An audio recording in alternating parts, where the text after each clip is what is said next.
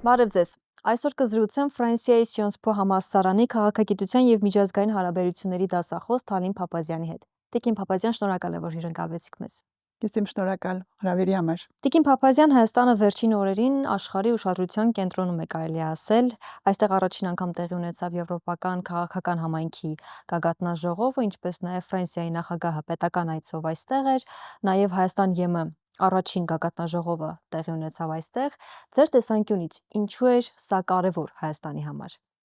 Հայաստանի համար առաջին հերթին սա կարևոր է, որովհետև վերջապես աշխարհի դարբեր զայրի պետություններ, եվրոպական, բայց ոչ միայն եվրոպական պետություններ կարողանում են հասկանալ եւ ընկալել Հայաստանի Հանրապետությունը եւ Հայաստանի պետությունը ինչ է անում ուր է գնում։ Ու դա իրոք նորություն է, կարելի ասել թար նորություն, այս վերջի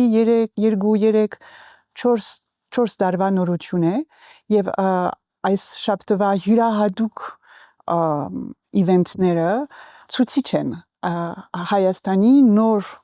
ձևավորված կուրսի արդեն ոնց որ ասած շոշափելի արդյունքներին։ Շատ էր հայտարարվում, որ ԵՄ-ն աջակցում է Հայաստանին հատկապես խաղաղության օրակարգի առաջմղման հարցում։ Ինչ արդյունքներ հետագայում կարող ենք ակնկալել այս համագործակցության շրջանակում։ Նայեցեք, շատ ճիշտ է, որ Եվրոպական միությունը եւ ընդհանրապես կարելի ասել շատ երկիրներ, եթե Հայաստանը չորթեքրեր այդ կուրսը, խաղաղության կուրսը, նույն ձևով չէին վարվի Հայաստանի հետ։ Այսինքն բարձրապես կտեսնեինք շարունակականությունը, թե մենք ինչ ունեինք այդ առաջի 25 տարին։ Այսինքն աշխարհը ինչ էր հասկանում Հայաստանի մասին, հասկանում էր, որ Հայաստանը ունի Ադրբեջանի հետ կոնֆլիկտ, որի կարելի ասել համարյա ամբողջ աշխարհի համար բավականին անհասկանալի կոնֆլիկտ էր ժառանգված անցյալ են, կոնֆլիկտեր, որոնք մանավանդ եվրոպացի մտքերու համար կպատկաներ ուրիշ դարի, կարելի ասել 20-րդ դարի, եւ Հայաստանը ոնց որ առաջ չէր գնացել, չէր առնչվել ժամանակակից աշխարհի եւ իր ժամանակակից գարիքների ու չալենջների հետ։ Ուրեմն խաղաղության կուրսը ադի փոխեց եւ եթե ուշադրություն դարձուցիկ, շատերը ոչ միայն ողջունեցին, որ Հայաստանը խաղաղության ուղի որթեքրեց, այլ իրոք շնորհավորեցին կամ ոնց ասեմ, ճանաչեցին Հայաստանի քաջությունը, խիզախությունը ադյանելով, որովհետև ամենը հասկանում են, որ դա բարդ ճանապարհ է, որ շատ թանկ քին վճարեց Հայաստանը այդ խաղաղության կուրսը որթեքրելու համար եւ հետեւողականորեն շարունակելու համար։ Ուրեմն ապակայում ինչ կարելի է ընկալել եվրոպական միությունեն եւ դարբեր անհատ պետություններեն, ընդ որում Ֆրանսիան, բայց ոչ միայն բնականաբար, այդ խաղաղության գծին կարելի ասել տոտալ օժանդակություն, որը ոնց ասեմ, այդպեսի կուրս, երբ պետությունը գորթեքրե, թույլ կտա ամեն խաղացողներուն, դարբեր խաղացողներուն թիրքերի հստակեցումը։ Եվ հիմա աշխարհի համար հստակ է ով ինչ, Հայաստանը ինչ, Ադրբեջանը ինչ, մնացած խաղացողները ինչ կուրսի վրա են։ Ուրեմն տոտալ օժանդակություն այդ գծի վրա եւ գուցե նույնքան կարեւոր տնտեսապես եւ էներգետիկապես աջակցություն, որովհետեւ Հայաստանը շարունակե զարգանալ եւ զարգանալով Հայաստանը շարունակե զարգացնել իր ինքնիշխանությունը։ Սա նաև որքանով է ազդում Հայաստանի մասին ընկալումների վրա տարածաշրջանում, այսինքն որքանով է ազդում Հայաստանի դիրքի վրա տարածաշրջանում իր հարևան երկրների։ Հարևան երկիրներն ալ կսկսին Հայաստանին դարբեր ձևով ընկալել եւ նորեն այդ ամենը շատ կարեւոր է, բայց պետք է ծեր ընկերները հասկանան, որ սա թարմ ու նոր process է եւ ժամանակ կպահանջի, որբեսի այդ նոր հասկացողությունները ամրապնդվին եւ անշուշտ Հայաստանի կողմեն պետք է շարունակական կորց, շարունակական գամք այդ ամեն ինչը որբեսի այդ ամենը հասունանա եւ իրոք կետնի վրա իր ամենաարդյունավետ արդյունքները բերե։ Դարաձաշրջանի պետությունները Վրաստանը կսկսի դարբեր ձևով նայել Հայաստանին, երբ անցյալում Եվրոպայի կողմեն Վրաստանը գտիդվեր իբր ինչպես ասեմ ամենաշոյված ամենահուսալի Տեխնատություն ուներ Վրաստանը այո տեխնազուի գարկավիճակ ունի երկիր դառնալու համար։ այո տեխնազուի գարկավիճակ ունի եւ ուրեմն շատ երկար ժամանակ Վրաստանն էր Եվրոմիության համար այս ռեգիոնին շոյված երեխան Ադրբեջանը ուրիշ գարկ եւ թիրք ունի Ադրբեջանը գիտենք որ շատ անկախ ցևով եւ խիզախ ցևով կարողանում է դանել իր դիվանագիտությունը նախ եւ առաջ որովհետեւ ունի ռեսուրս վաճառելու ամեն թուրսի պարտներներին եւ դա անշուշտ շատ շոշափելի մի բան է որը Հայաստան չունի ուրեմն Հայաստանը ինչ ուներ նախ նշենք որ Տավշյա հեղափոխությունեն առաջ Հայաստանը ոչ մի բան չուներ սկսենք դրանից հետո 18 թվականին Հայաստանը աշխարհին զարմացուց իր Տավշյա հեղափոխությունով որովհետեւ այդ ամեն երկիրները Հայաստանին տեսնում էին Ռուսաստանի քծորտի կարգավիճակի մեջ եւ ուրիշ ոչ մեկ բան ուրեմն դա առաջին բանն էր բայց միայն ժողովրդավարությունով լավ է անշուշտ ամենը գսեին շատ ողջունելի է շատ լավ է բայց դետեր այդ կոնֆլիկտը գա շրջափակման մեջ է Հայաստանը բաց սահմաններ շատ քիչ ունի միայն երկու հարևան պետությունների հետ բաց սահման գա ուրեմն վերջապես ներողություն բայց ուր կարող եք այդ վիճակի մեջ երթալ եւ նորեն կվերադառնամ իմ սկզբնական խոսքին եւ ձեր հսկական հարցին այո երբ Հայաստանը որոշեց արդեն բادرազմի մեջ անցնելով արդեն բարդության մեջ անցնելով արդեն Արցախին լրիվ գորոստի կնով այդ ամեն ինչը անցնել են կարելի ասել զուգահեռաբար Հայաստանը որոշեց որ պետք է այլևս փոխի այդ թիրքը եւ լեզու գտնի իր հարևանների հետ այդ կոնֆլիկտի դրամաբանությունն հերանա որովհետեւ կարողանա իր համար ապագա մգարուցել որ դարբեր լինի անցյալից արդեն մարդիկ սկսան Հայաստանին ընկալելու Թուրքիայի կողմեն ալ դա գսկացվի Թուրքիան գամած կդեսնա որ Հայաստանը դարբեր ցևով կներկայացնի ինքնին դրսի աշխարհին եւ ուրեմն հայլի բես դուրսի աշխարհնալ դարբեր ցևով կգալի Հայաստանին մի բարձ օրինակ բերեմ հայերի մոտ դարեր շարունակ կարելի ասել որ աշխարհագրությունը ճիտվել է անեցքի բես մի բանին չէ վայ մենք այսինչ աշխարհագրության մեջ ենք ընկել ասված բարդ այո խոստովանենք որ բարդ է բայց երբ ընդունեցիր որ բարդ է երկու ջար ունես առաջինը արիերեսվել այդ բարդ շրջանի հետ եւ բադասխանատվություն վերցնել այդ բարդ շրջանի մեջ ապրելու համար եւ ձևերը գտնել ապրելու համար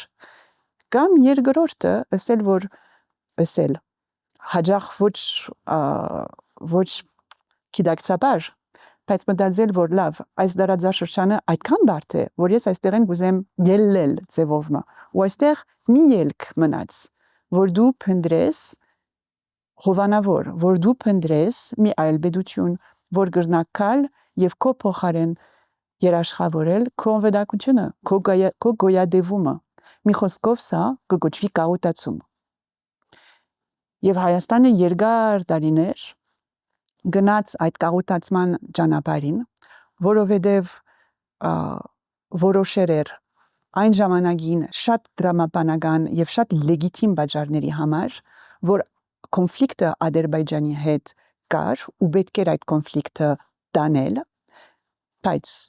դա կարելի էր անել եթե կոնֆլիկտի լուծումն ալ նաեւ նույնքան լուրջ ցևով ընդունվեր ժամանակին այսինքն 94-ին երբ Հայաստանը դուրս եկավ հաղթանակած այն ադենը որոշել որ լավ հաղթանակ հողի վրա եղավ բայց հիմա մենք պետք է շարունակենք եւ գտնենք քաղաքական դիվադակիդական լուծում եւ այնտեղ է որ մենք շատ թերացել ենք եւ քանի որ թերացանք եւ ճուզեցինք այդ քիզը շարունակել մենք ուրեմն ինգանք յետ կաղուտացման ճանապարհի վրա ճանապարհի մեջ Տիկին Փափազյան ամեն դեպքում գալով ներկա։ Մհմ։ Եվրոպացի առաջնորդների կողմից շատ է հայտարարվում, որ Հայաստանը առավել քան մոտ է ԵՄ-ին եւ երբևիցե այսպիսի մտերմություն չի եղել Հայաստանի եւ ԵՄ-ի միջև։ Ինչպես կարող է սա արտացոլվել հետագայում որպես արդյունք, միգուցե որպես ներդրումային հոսքերի ձևով։ Նախ կուզենամ մեկ քայլ երևի հետ առնենք եւ համաձայնենք, որ այո, Հայաստանը ավելի մոդիկ է, քան երբևէ, բայց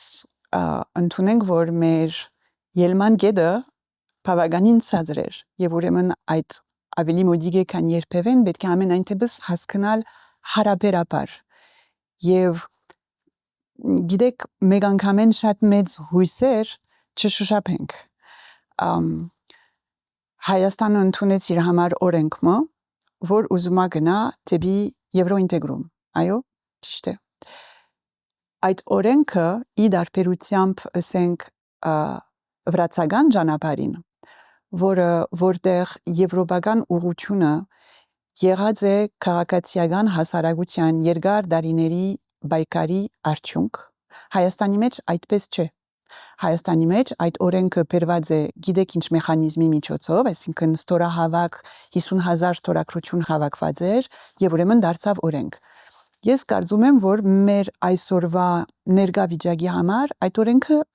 լավ է ու բավարար է ոնց որ։ Բայց խոստովանենք, որ եթե գնանք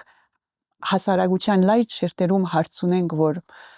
Եվրոպան ձեզի համար ինչ է, կամ արդյոք դուք ուզում եք, որ Հայաստանը երթա այդ ճանապարհին դեպի եվրոինտեգրում, մարդիկ շատ հստակ կամ ճշգրիտ հասկացողություն չունին, թե այդ եվրոպական միությունը ինչ է, ինչ պիտի պահանջի որտեղել այդ ուղին, լրջորեն որտեղել այդ ուղին, ինչ տեսակ զոհաբերություններ կամ զրկանքներ կամ ինկոմֆորտ Հայաստանի քաղաքացիները պատրաստ են գրելու այդ ճանապարհը շարունակելու համար, արդյոք պատրաստ են կամ ոչ։ Մենք այդ ամենը չունենք դեռ։ Լուրջ բանավեճ չկա այդ հարցերի շուրջ։ Խոսելով նաև Ֆրանսիայի նախագահի Էմանուել Մակրոնի պետական այցի մասին, բավականին շատ քննարկվեց այս այցը, քանի որ մի քանի օր տևեց, մոտ 2 օր Ֆրանսիայի նախագահը այստեղ էր եւ բավականին շատ փաստաթղթեր նաև ստորագրվեցին։ Ընդհանուր առմամբ ինչով էր կարևոր եւ ինչ կարևոր արձանագրումներ եք արել այս այցի հետ կապված։ Նախ կարևոր էր, որ ասենք զարգացումները, որ եղած են Ֆրանսիա եւ Հայաստան հարաբերությունի մեջ այս վերջի տարիները կան ու արձանագրվեն այստեղ Երևան այդ ռազմավարական պայմանագրի ստորագրման հետ։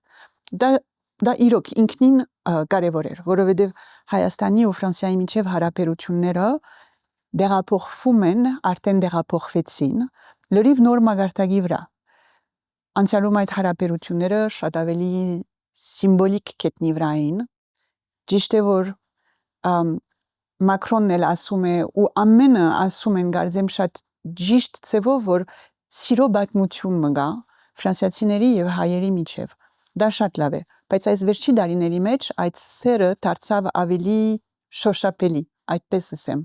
Շատ կարևոր ոլորտների մեջ, անշուշտ պաշտպանողական կետնի վրա, ռազմաարդյունաբերական կետնի վրա, հիմա կտեսնենք, որ արհեստական բանականությունը, կիսահաղորդիչները, էներգին, այդ ամեն ոլորտները կան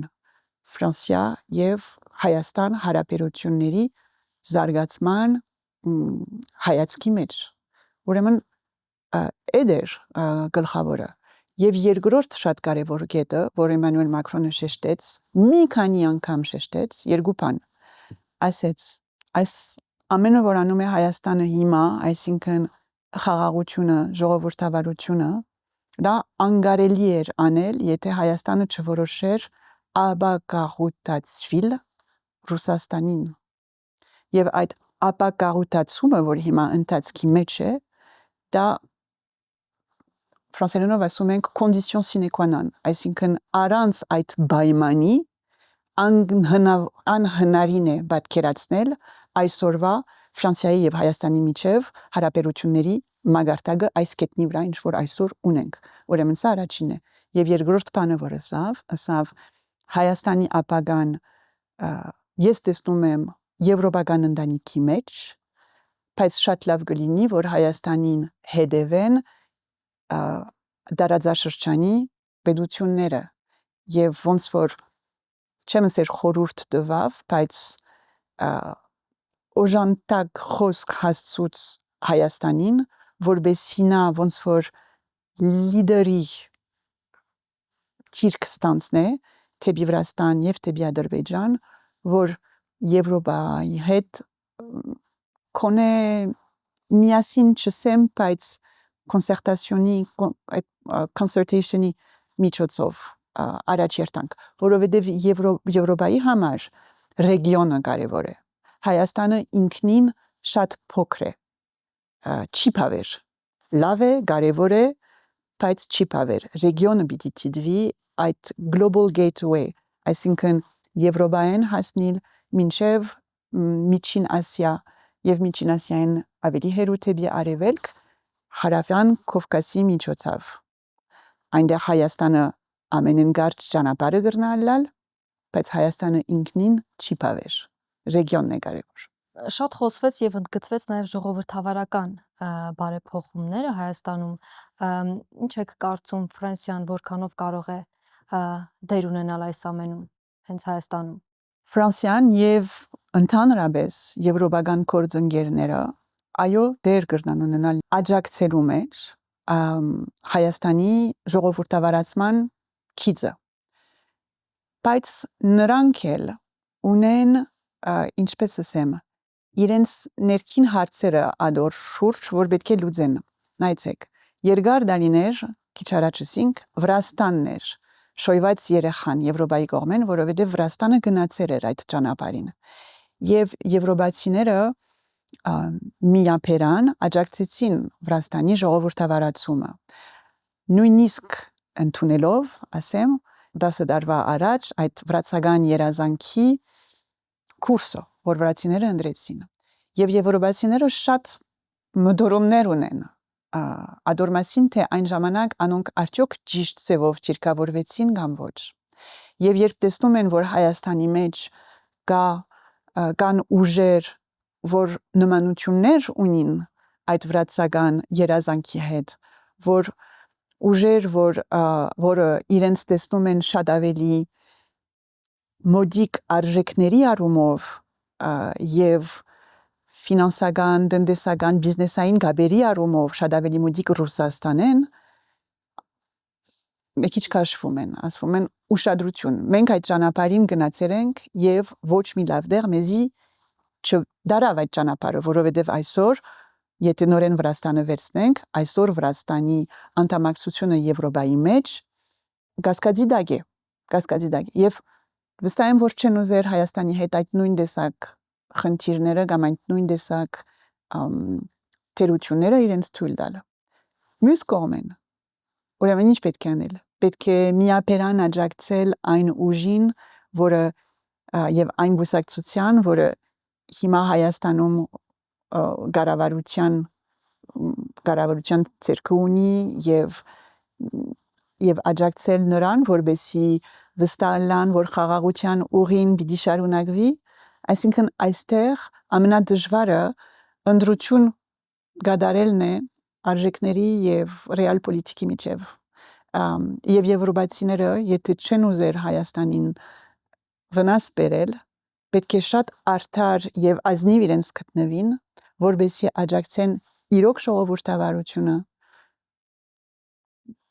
Նույնիսկ ասելով, երբ Հայաստանը բավական ջանք չի տապեր ադորամար։ Նույն բանը արտարադատության համար, նույն բանը մարդու իրավունքների համար եւ այլն եւ այլն։ Ազնիվ խոսք, դա շատ կարեւոր է։ Շնորհակալ եմ հարցազրույցի համար։ Ես եմ շնորհակալ։ Ես զրուցում էի Ֆրանսիայի Sciences Po համալսարանի քաղաքագիտության եւ միջազգային հարաբերությունների դասախոս Թալին Փափազյանի հետ։ Կհանդիպենք։